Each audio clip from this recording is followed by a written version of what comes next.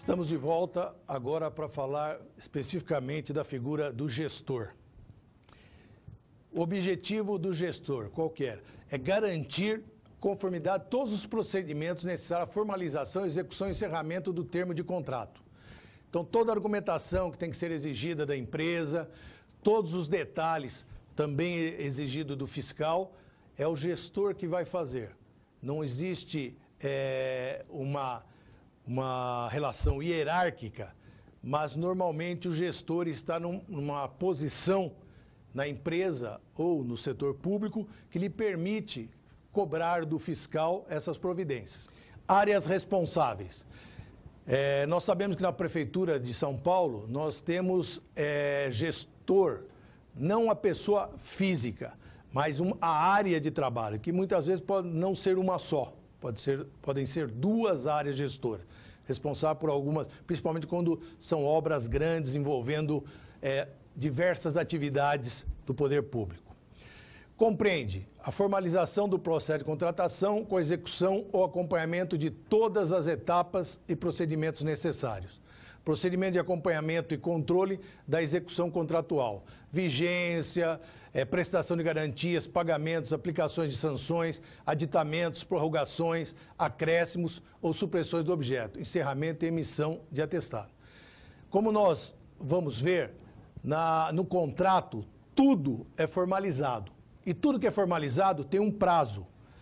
Então, vocês, principalmente os gestores, devem acompanhar, fazer algumas anotações, manterem sempre um cronograma para que os prazos sejam atendidos e que vocês não cometam nenhum erro formal que depois tenham dificuldade de explicar dentro da própria administração pública, para o Tribunal de Contas ou qualquer outro órgão de fiscalização. Gestor. Então, o gestor é a autoridade hierarquicamente superior à fiscalização, a quem compete as decisões que ultrapassem o nível de competência da comissão ou do fiscal. Então, a hierarquia aí é muito mais para a solução dos problemas do que para realmente dar ordem ao fiscal. O fiscal ele tem que saber que a ligação dele na administração é com o gestor. Mas a gente não deve confundir muito essa autoridade hierárquica com a hierarquia de dar ordem, né? De só exigir, só exigir. Cada um tem a sua missão e se os dois cumprirem bem a sua missão, essa parte hierárquica será naturalmente absorvida pelo sistema. Preposto da contratada. Aqui é um detalhe muito importante. O preposto está previsto no artigo 68 da Lei 8.666. A contratada deverá manter um preposto aceito pela administração no local da obra ou serviço para representá-lo na execução do contrato. O preposto ele tem uma função primordial. O fiscal ou o gestor ele não pode se relacionar diretamente com os funcionários da contratada. Por quê? Porque entende-se que isso cria-se o vínculo empregatício. E vínculo empregatício desdobra em ações trabalhistas contra a administração pública, o que não é nosso objetivo. Então, o preposto, a função dele é o elo de ligação entre a administração pública e a contratada. Responsabilidade da autoridade que indicou o representante da administração. Culpa in eligendo. Dá-se quando a responsabilidade é atribuída a quem escolheu mal. Male electo. Aquele que praticou o ato. Certas pessoas estão subordinadas a outras por uma relação jurídica, que lhes confere um poder de ação, do qual pode advir dano a terceiro. Tais pessoas devem ser escolhidas, já que, por seus atos, responde quem as escolheu. Então, o que quer dizer tudo isso? Quer dizer que o superior hierárquico dentro da administração pública, ele não pode escolher aquele funcionário para ser gestor, porque ele vai ter uma interferência na gestão do contrato. Essa interferência vai acabar trazendo responsabilidade não só para o gestor, como também para quem indicou. E os dois responderão não só administrativa, como pode ser civil e penalmente. Responsabilidade do gestor e do fiscal de contratos. Primeiro, a responsabilidade administrativa. O gestor e o fiscal de contratos, assim como todo servidor, devem ser leais à administração. cumprindo suas funções com urbanidade, probidade e eficiência, executando suas atribuições sem envolvimento pessoal. Condutas incompatíveis com as funções de gestor e fiscal podem ensejar a aplicação de sanções administrativas após devido processo legal, em que sejam garantida a ampla defesa. Todo funcionário, seja ele do serviço público ou de empresa privada, você está se voluntariando a trabalhar naquela empresa, naquele serviço público. Você foi voluntário. Então, na medida que você assume essa voluntariedade, você também assume a responsabilidade de dever lealdade tanto ao seu patrão quanto ao seu chefe na administração pública. Em razão disso, você pode responder também administrativamente e de outras formas. Penal, por exemplo, quando a falta cometida pelo servidor for capitulada como crime, dentre as quais inclui os previstos na Lei 8.666, capítulo 4º, seção 3ª. Diz que cometeu ilícito penal passível de pena restritiva de liberdade. Então, lembre-se, nenhuma das penas, seja ela administrativa, seja ela penal, civil, elas eliminam uma a outra. Pelo contrário, elas podem ser cumulativas. Então, o servidor, o objetivo aqui não é pôr medo em ninguém. Nós temos que saber nossa responsabilidade. É assim que funciona. Quando nós conhecemos o que temos que fazer, fica muito mais fácil nós acertarmos.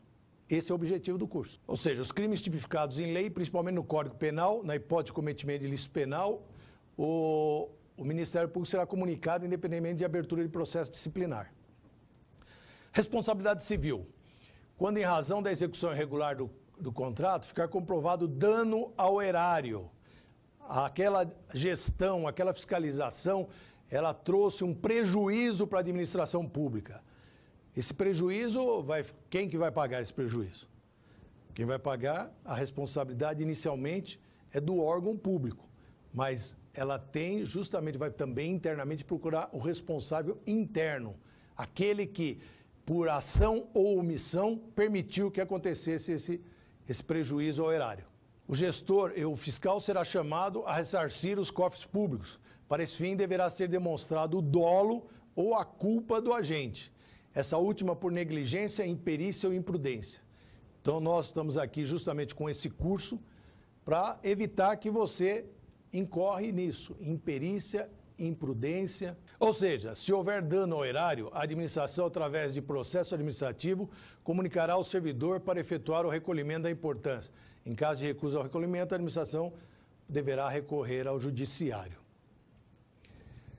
Juntar ao processo administrativo todas as informações e documentação necessária à formalização do termo. Aqui nós já entramos numa parte das atribuições do gestor, os detalhes da atribuição do gestor.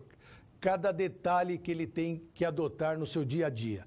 Mas isso não finaliza o assunto. O assunto é amplo e tudo aquilo que vocês puderem trazer para somar e produzir uma gestão melhor para o contrato e para a administração pública, lógico que será muito bem-vindo. Então, juntar ao processo todas as informações e documentação necessária à formalização do termo de contrato. Receber e verificar a regularidade da documentação apresentada para fim de formalização do termo de contrato, atentando para data de validade das certidões, inexistência de débitos fiscais junto aos órgãos federais, estaduais e municipais, apresentação da caução, se exigida, verificando sua validade e se o valor caucionado está de acordo com o previsto no edital e demais documentos exigidos. Providenciar a divulgação dos contratos firmados, conforme os parâmetros estabelecidos na portaria número 14, CGM, 2014. Encaminhar ao fiscal do contrato documentos necessários ao correto acompanhamento da execução contratual, cópia do termo de contrato, cópia de empenho, termo de referência, cópia da proposta da contratada e etc. Ou seja, toda a documentação necessária à correta fiscalização da execução do contrato. O fiscal, ele já tem, normalmente por hábito, ele já, até por ter exercido algum tempo já essa função de fiscal, ele já tem alguns hábitos adotados na experiência, no tempo de experiência. Mas o gestor, ele tem por responsabilidade trabalhar como se o fiscal fosse a primeira vez que ele está trabalhando nesse tipo de função. Qual o motivo? O motivo é nós não errarmos por faltar a dar alguma informação para o fiscal. Nós temos que dar todas as informações, de preferência, tudo formalizado. Receber e juntar ao processo os registros de ocorrência efetuados pelo fiscal do contrato e adotar as providências necessárias em caso de haver proposta de apenação por inadimplente total ou parcial das causas contratuais. Da mesma forma, o fiscal também que tem que fazer formalmente, entregar ao gestor, encaminhar ao gestor, todas as irregularidades de forma a facilitar que o gestor adote as providências decorrentes. Então, a aplicação de uma penalidade, a exigência que a contratada adote outras providências e assim sucessivamente. Por isso que a ligação gestor e fiscal e gestor é muito importante para o êxito do contrato. Receber e verificar a regularidade da documentação apresentada pela contratada para fins de liquidação e pagamento. Data de validade de certidões, inexistência de débito, basicamente documentos igual para o início do contrato. Atentar para a possibilidade de inadimplência das obrigações trabalhistas por parte da contratada, então folha de pagamento, hora extra e outras dos funcionários da contratada, prestando serviço contínuo nas dependências da unidade contratante. Em caso de não conformidade, devolver ao fiscal do contrato para este providenciar sua regularização junto à contratada. O que é isso?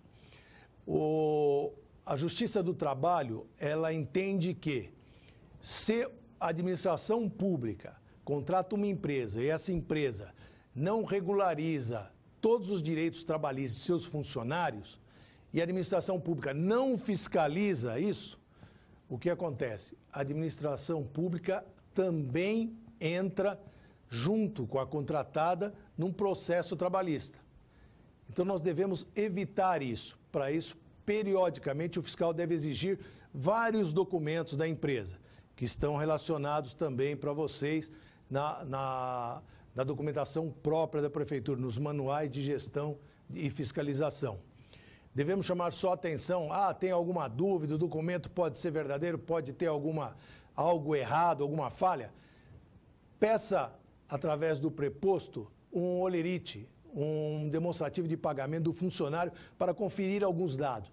Não terão todos os dados ali, mas alguns facilitarão a fiscalização. Atentar à não regularidade com o fundo de garantia por tempo de serviço e as contribuições previdenciárias, bem como a falta de documentos referentes aos empregados vinculados à execução do contrato, folha de pagamento, protocolo, não deve impedir a realização do pagamento devido, mas ensejar a aplicação de penalidades previstas em contrato.